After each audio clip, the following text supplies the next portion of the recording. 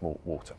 We're going to return to our top story now, and the story about some people who simply can't get a dentist appointment and are being forced to take extreme measures to cope with their pain, like removing their own teeth at home with pliers.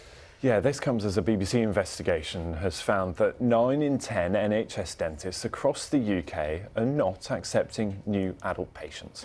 We're joined now by Justin Durham, Professor of Oro-facial Pain at Newcastle University, and dentist Paul Woodhouse, who sits on the board of the British Dental Association. Justin, if I could just come to you first of all, why is the current situation so bad? Well, there's a combination of a lot of factors coming together, but your own data spell it out quite clearly that 90% of dentists in the 7,000 or so practices you contacted couldn't take on new adult patients, and 80% couldn't take on new children patients. And that has two impacts. The first is that if you're suffering from dental pain, which we know is excruciating and it's wired differently to other pains in the body, so it's more likely to cause you significant daily effects in your everyday life. You can't get help for that, and equally you then wouldn't be able to get a preventative appointment, so you wouldn't be able to have your checkup. So it's a double whammy. So if you're in pain, you're not going to find it very easy to get a dentist by the sounds of your data, and if you're wanting to stay out of pain by regular dental checkups as appropriate to your risk, you're not going to be able to get those checkups as well. Paul, talk to me about the situation at your practice. How difficult is it to see as many NHS patients as you'd like? It's becoming increasingly difficult. We've got a book that's filled 6 weeks in advance, so the only way we can take on a new patient, someone who's in pain, is if we have a gap in that diary. If we have a cancellation a couple of days out, we may be able to take someone off the waiting list, fill someone in from the access list that 111 refer to us.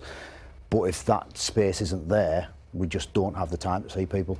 And what state are people coming to you in? I imagine some of them are desperate. Yeah, disaster zones. Your VT is not an uncommon story. We had a patient in a couple of weeks ago who conservative treatment plan is 10 extractions, extensive gum disease treatment and rehabilitation with partial dentures, and that's if it goes well. If it doesn't go well, could be complete clearance and full dentures. And Justin, this is coming after the pandemic, when a lot of people couldn't get to the dentist, whether they wanted to or not. So there's already a backlog there, isn't there? And we saw and heard some pretty horrendous stories of people doing their own dentistry during the pandemic. And now it seems that, combined with that lack of access to NHS services, this problem's even worse than it was during the pandemic. Undoubtedly. I mean, we know that that the General Dental Council has looked at dental numbers, and we know that the dental numbers are static, so the number of dentists on the register are static, if not climbing just a little bit. But we also know that in the General Dental Council's own research that a number of dentists are stopping doing NHS practice, or they're decreasing the amount that they will do. And the British Dental Association's own estimate is about 3,000 dentists have stepped away completely from NHS care since March 2020. If you put that into context, dental schools such as my own at Newcastle University bring out in total in the UK about 1,000 dentists a year. So you lose 3,000 in a 2-year space. Each supply is being outstripped by demand in different ways. Lots of people have been in touch with us this morning to tell us about their personal experience. I'm going to start now with Helen. She's from Sunderland. She's been in touch to tell us that her experience has been quite simply a nightmare. She says her dentist doesn't offer emergency appointments at all. They do have some space in December. She says that was after she told them she's in extreme pain. Now, what should someone like Helen be able to do? There's very little available for someone like Helen to do. You can ring round every single practice in the area, but it is a case of just chasing your tail. Every dentist does offer emergency slots for patients, but those are taken up very, very quickly. In my own practice, we open at 8 in the morning, and guaranteed by 8:05 those appointments have gone, and that's on a slow day. We pick up the answer phone early and we get those out of pain. We do squeeze in people where we can, so we run late into lunch times. We try and the longer treatment appointments, we try and get people in at the end of those, because sometimes we finish a little bit early, and the more people we can see, the better. But that is kind of producing a stressed dental workforce where we're being overloaded with patients. We're doing work on top of what we're already planning, and when you're doing that kind of intricate work in a stressed environment on patients in pain who are naturally stressed themselves, it's a horrendous scenario to be in there. You, Justin, touched on this already, the idea that dental pain is so debilitating. It can affect so many other things. Danny's got in touch saying that she says she's looked within a 25-mile radius of her home. She says the waiting lists are up to 2 years.